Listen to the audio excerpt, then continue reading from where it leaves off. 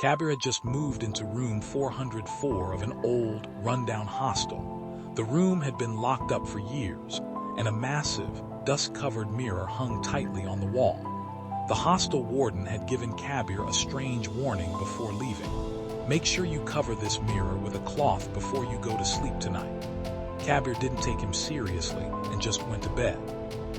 At exactly 2:00 a.m., Kabir snapped awake. The room was freezing. He noticed something bizarre. The thick dust on the surface of the mirror was clearing away on its own, as if someone was wiping it down from the inside. Kabir got out of bed and walked over to investigate. He saw his own reflection, but something was terribly wrong. The Kabir inside the mirror wasn't mimicking his movements. He was just standing perfectly still, staring back with a sickening, twisted smile. Suddenly, the reflection raised its hand and tapped hard against the glass from the inside. Thud, thud, thud. Kabir stumbled backward in terror, his voice completely catching in his throat. The shadow inside the glass opened its mouth and whispered in Kabir's exact voice. "You've spent enough time on the outside. Now it's my turn." Before he could react, too freezing, pale blue hands lunged straight out of the mirror and wrapped tightly around Kabir's throat.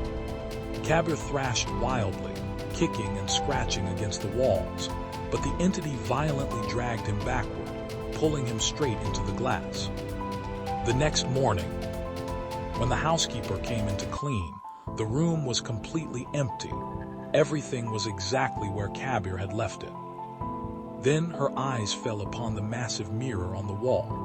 Trapped inside the glass, a boy Kabir was on his knees, his eyes wide with sheer horror as he desperately banged on the glass. But not a single sound made it out into the room.